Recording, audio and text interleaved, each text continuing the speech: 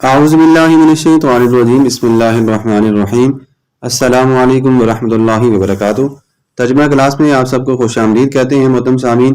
آج کے لیکچر میں ہم بات کریں گے آیت نمبر 57 سے لے کر آیت نمبر 61 تک، اور چونکہ آج کی کلاس تھوڑی سی زیادہ بڑی ہونے والی ہے، اس کی وجہ یہ ہے کہ یہ آیات مبارکہ جو ہیں یہ تھوڑی سی بڑی ہیں، تو اس کے پیچھے کا جو پس منظر ہے اس کو بتانے کے لیے کافی ٹائم درکار ہے۔ خیر، ہم اپنی ویڈیو کا باقاعدہ آغاز کرتے ہیں۔ بسم اللہ الرحمن الرحیم۔ وَإِذْ قُلْنَا، اور جب ہم نے کہا، ساتھ ساتھ میں آپ کو تھوڑی سی اس کی عربی گرامر بھی بتاتا چلوں گا تاکہ سمجھنے میں آسانی ہو۔ قلنا جو ہے وہ جمع متکلم کا صیغہ اور ماضی کا ہے۔ وَإِذْ قُلْنَا، اور جب ہم نے کہا، ادخلوا، تم سب داخل ہو جاؤ۔ ادخلوا حاضر کا صیغہ، حکم دیا جا رہا ہے، جمع کا ہے، ٹھیک ہے۔ هذه القرية، اس بستی میں، اس گاؤں میں، ٹھیک ہے۔ هذه، اس قریہ، بستی میں، قریہ بستی گاؤں کو بھی کہتے ہیں۔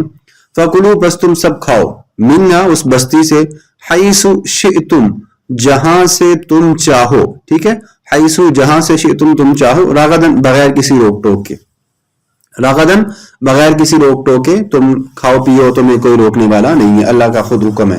وادخلوا، اور تم داخل ہو جاؤ، یہ بھی امر کا صیغہ اور جمع کا ہے، اور یہ حکم دیا جا رہا ہے، وادخلوا، اور داخل ہو جاؤ، الباب، دروازوں سے۔ اب یہاں پہ باب نہیں ہے، باب کی جمع کی جا رہی ہے، ٹھیک ہے۔ وادخلوا الباب، اور دروازے سے داخل ہو جاؤ، سجدن، سجدہ کرتے ہوئے۔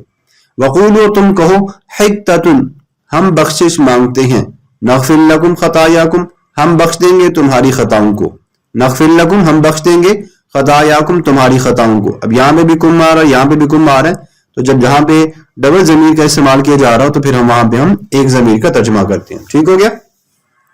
واو اور سنزید المحسنین، سین کا ترجمہ ان قریب ہوتا ہے، نزید زیادہ سے ہے، یہاں پہ لفظ نون آ رہا ہے، نون کا ترجمہ ہم کرتے ہیں ہم، ٹھیک ہے، یہ نون۔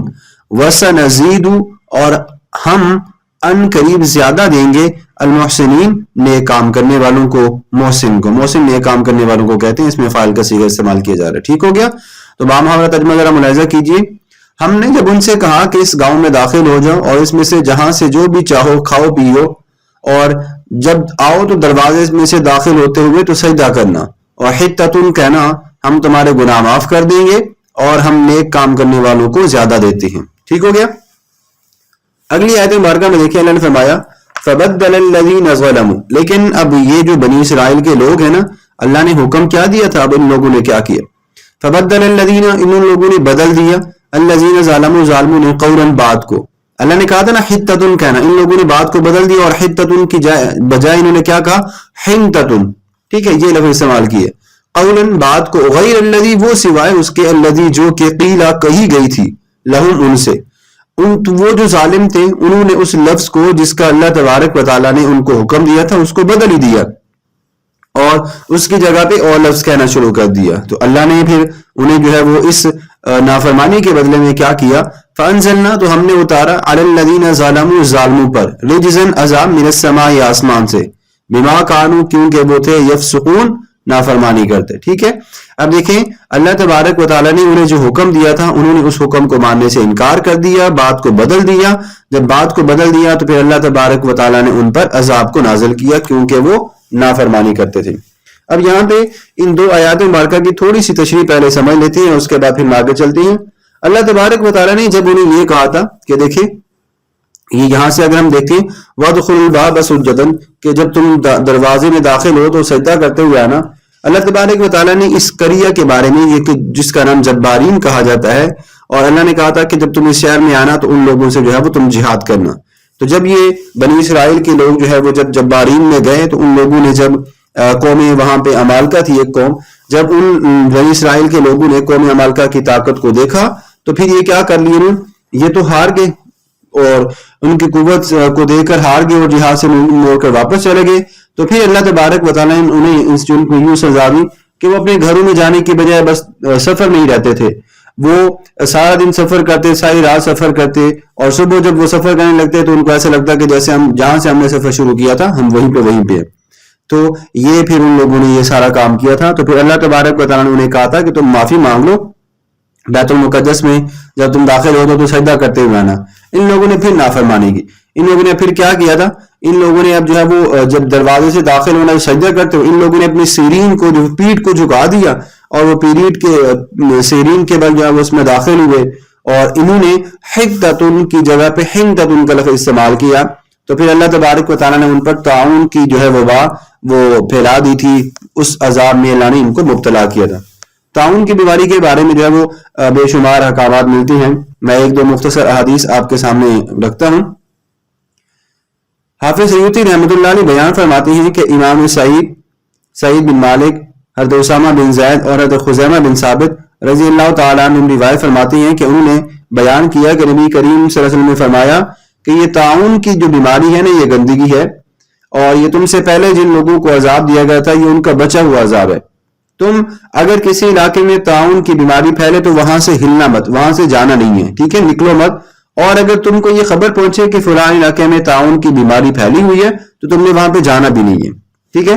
اس حدیث کو امام بخاری نے بھی روایت کی ہے۔ اور اسی طرح ایک اور حدیث مبارکہ میں آتا ہے کہ حضرت عبداللہ بن عمر رضی اللہ تعالیٰ عنہ بیان فرماتے ہیں کہ نبی کریم صلی اللہ علیہ وسلم نے ہماری طرف متوجہ ہو کر فرمایا کہ اے مہاجرین کی جماعت، 5 چیزیں ایسی ہیں جب تم ان میں مبتلا ہوگے اور میں اس سے اللہ کی پناہ مانگتا ہوں کہ تم ان میں مبتلا ہو تو تم پر مختلف عذاب نازل ہوں گے۔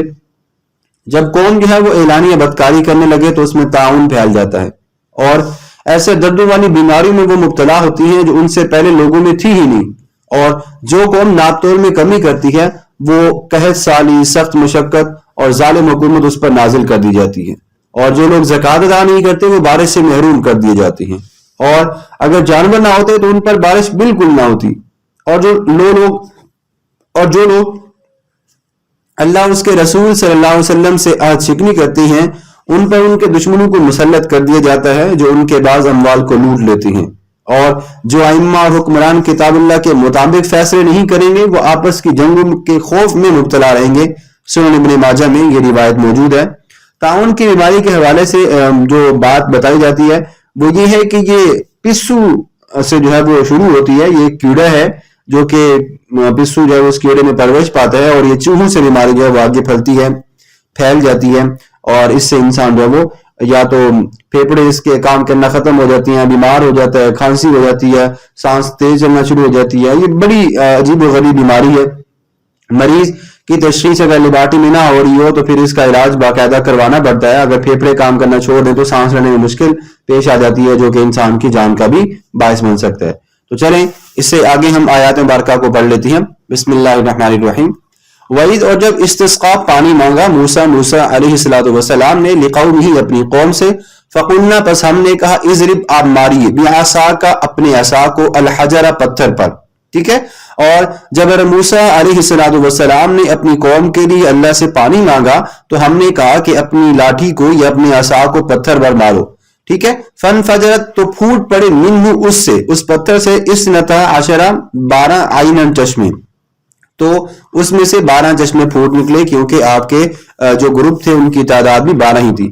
قد، بے شک، عالمت، جان لیا، کلو، ہر بندے نے، اناسن، بندے نے، لوگوں نے، مشربہم، اپنے پینے کی جگہ کو، مطلب جہاں سے انہوں نے پانی پینا تھا۔ تو کلو، اللہ نے فرمایا، وشربو، کلو، کھاؤ، وشربو، اور پیو، من رزق اللہ، اللہ کے دیے ہوئے رزق سے، ولا تعثوا، اور تم نہ پھیلانا، فی الارض، زمین میں، مفسدین، فساد، اور تم زمین میں فساد کرتے ہوئے نہ جلنا، ٹھیک ہے۔ وَإِذْ قُلْتُمْ، اور جب تم نے کہا، یا موسیٰ، اے موسیٰ علیہ السلام، لن، ہرگز نہیں، نصبر، ہم صبر کریں گے، علی طعام واحد، ایک کھانے پر۔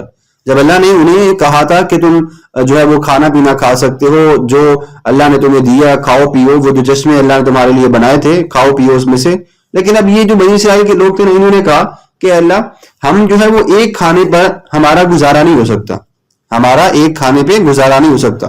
تو انہوں نے موسیٰ علیہ السلام سے کہا، فدع لنا، آپ دعا کیجیے، آپ مانگیے، لنا، ہمارے لیے، ربک، اپنے رب سے، یخرج لنا، کہ وہ ہمارے لیے نکالے، مما تنبت الارض، وہ جو زمین اگاتی ہے، من بقلھا، وہ جو زمین اگاتی ہے، من بقلھا، سبزی، وقثائھا، اور ککڑی، وفومھا، اور گیہوں، وعدسھا، اور مسور کی دال، وبصلھا، اور پیاز۔ قال، اللہ نے فرمایا، کیا، تستبدلون الذی، تم بدلتے ہو، اتستبدلون الذی، تم بدلتے ہو، ہوا ادنا، وہ چیز جو کہ بہتر ہے، ہوا ادنا، وہ چیز جو کہ ادنا ہے، بالذی، اس کے بدلے میں، ہوا خیر، جو کہ بہتر ہے۔ اللہ نے فرمایا کہ تم اچھی چیز کے بدلے میں تھوڑی کم چیز مانگ رہے ہو، تمہیں اللہ نے من و سلوہ دیا، تمہیں اللہ نے تمہارے لیے جو ہے وہ چشمے بنا دیے، جاری کر دیے، تو تم جو ہے وہ اس سے کم تر چیز کو مانگنے کے لیے چلے ہو. تمہیں پیاز چاہیے، تمہیں ککڑی چاہیے. اللہ نے فرمایا تم نکلو یہاں سے، تم اترو مصر، کسی بھی شہر میں، مصر میں یا کسی بھی شہر میں. فَإِنَّ لَكُمْ مَا سَأَلْتُمْ، فَإِنَّ تو بے شک، لَكُمْ تمہارے لیے، مَا سَأَلْتُمْ جو تم نے مانگا. اب تم یہاں سے چلے جاؤ، جو تم نے مانگا تمہارے لیے وہی ہوگا. ٹھیک ہے، وضوری بات اور مقرر کر دی گئی ہے علیہم ان پر الذلۃ ذلت، والمسکنۃ اور تھوڑی سی رہائش یا فقیری. ٹھیک ہے، تھوڑی سی فقیری. وباءوا بغضب من اللہ، اور وہ دوبارہ لوٹ آئے غصے کے ساتھ، من اللہ کی طرف، مطلب اور وہ اللہ کے غضب میں گرفتار ہوئے. وباءوا اور وہ گرفتار ہوئے، بغضب من اللہ کے غضب میں. ٹھیک ہے، ذالک بانہم، اور یہ کیوں ہو رہا ہے؟ ذالک بانہم، یہ اس وجہ سے ہو رہا ہے، کانوا یکفرون، کہ وہ اللہ کی آیات کا انکار کرتے تھے، بآیات اللہ، ویقتلون النبیین، اور وہ انبیاء کو قتل کرتے تھے، بغیر الحق، ناحق. تو ذالک بما عصوا وکانوا یعتدون، یہ اس لیے یہ نافرمانی کرتے تھے. تو اللہ نے فرمایا یہ نافرمانی کرتے تھے اور یہ کانوا یعتدون، حد سے بڑھنے والے تھے. تو اللہ تبارک و تعالیٰ نے ان پر جو ہے وہ عذابات کی بوچھاڑ کر دی تھی. اب دیکھیں یہاں پہ سب سے پہلے تو اللہ تبارک و تعالیٰ نے اس آیت مبارکہ میں جو بنی اسرائیل کے لیے بات کی ہے چشمے کے بارے میں، یہ یہاں سے ہم دیکھتے ہیں، یہاں سے اس آیت مبارکہ سے، تو چشمے کا پھوٹ پڑنا یہ حضرت موسیٰ علیہ السلام کا معجزہ ہے. ٹھیک ہے، اللہ تبارک و تعالیٰ نے اپنی قدرت سے اس میں پتھر میں پانی پیدا کر دیا. چٹان پر جب لاٹھی ماری تو اس میں جو ہے وہ پانی پیدا ہو گیا. یہ اللہ تبارک و تعالیٰ نے حضرت موسیٰ علیہ السلام کو معجزہ دیا تھا. اور نبی کریم صلی اللہ علیہ وسلم کا تو معجزہ اس سے بڑھ کر ہے کہ آپ کی تو انگلی مبارک سے جو ہے وہ پانی جاری ہو گیا تھا، جہاں سے امکان ہی نہیں ہوتا. امام بخاری روایت فرماتے ہیں کہ حضرت جابر بن عبداللہ رضی اللہ تعالیٰ عنہ بیان فرماتے ہیں کہ حدیبیہ کے دن جو ہے وہ لوگوں کو بڑی پیاس لگی ہوئی تھی. لوگوں نے نبی کریم صلی اللہ علیہ وسلم کے سامنے گئے اور التجا کی، تو آپ کے سامنے ایک چھوٹا سا برتن تھا. نبی کریم صلی اللہ علیہ وسلم نے وضو کیا تو سب لوگ جو ہے وہ ٹوٹ پڑے. آپ نے پوچھا تمہیں کیا ہوا؟ انہوں نے کہا کہ ہمارے پاس وضو کے لیے پانی ہے اور نہ پینے کے لیے، صرف یہی پانی ہے جو آپ کے پاس ہے. آپ نے اس برتن پر اپنا ہاتھ رکھا تو آپ کی انگلی مبارک سے چشمے پانی کے طرح وہ بڑھنے لگے. تو حضرت جابر بن عبداللہ فرماتے ہیں کہ ہم سب نے پانی پیا اور ہم سب نے وضو کیا. اور حدیبیہ کے دن لوگوں کی تعداد کے بارے میں بتایا جاتا ہے کہ وہ تقریباً 1500 یا کم از کم اس سے بھی زیادہ تھے. صحیح بخاری میں یہ روایت موجود ہے.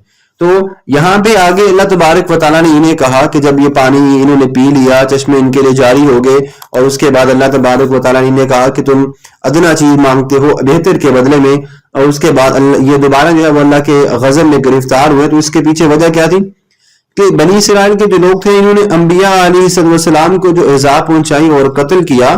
تو اس کے حوالے سے بھی بڑی روایات ملتی ہیں کہ انہوں نے جو ہے وہ انبیاء کو ناحق قتل کیا، اور وہ انبیاء کے بیٹوں کے ساتھ، انبیاء کی اولادوں کے ساتھ اس طرح کی نافرمانیاں کیا کرتے تھے، انہیں قتل کرنے کے بارے میں سوچا کرتے تھے. تو اس لیے یہ ساری چیزیں، جیسا کہ ہم دیکھتے ہیں کہ حضرت یحییٰ علیہ السلام کے ساتھ بھی یہی ہوا، حضرت زکریا علیہ السلام کے ساتھ بھی ان لوگوں نے یہی کام کیا تھا کہ ان کو آریوں سے جو ہے وہ چیر دیا گیا تھا. مطلب سامعین کہ فی الفور یہ اللہ تبارک و تعالیٰ نے ان کی جو بھی مخالفت تھی، جو بھی انہوں نے نافرمانیاں کی تھی، وہ معاف تو کر دی، لیکن اللہ تبارک و تعالیٰ نے انہیں عذابات سے بھی دوچار کیا تھا. تو مطلب سامعین آج کی ویڈیو کا ہم یہیں پہ اختتام کرتے ہیں، اور امید کرتے ہیں کہ آپ کو آج کے ہمارے لیکچر کے بارے میں ضرور سمجھ آ گئی ہوگی.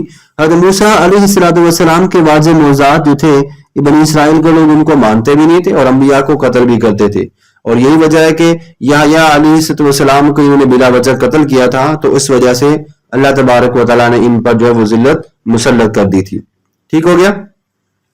تو اپنی آج کی ویڈیو کا ہم یہیں پہ اختتام کرتے ہیں. اپنا بہت سارا خیال رکھیے گا، دعا میں یاد رکھیے گا. اللہ تبارک تعالیٰ سب کا حامی و ناصر ہو. آمین. وما علینا الا البلاغ المبین.